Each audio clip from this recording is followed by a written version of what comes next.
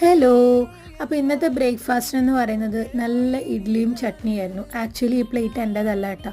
ഇതിൻ്റെ ഓണർ ഇപ്പോൾ വന്നു കഴിഞ്ഞാൽ എനിക്ക് നല്ല കിട്ടും. പറയുമ്പോഴേക്കും ഓണർ എത്തി.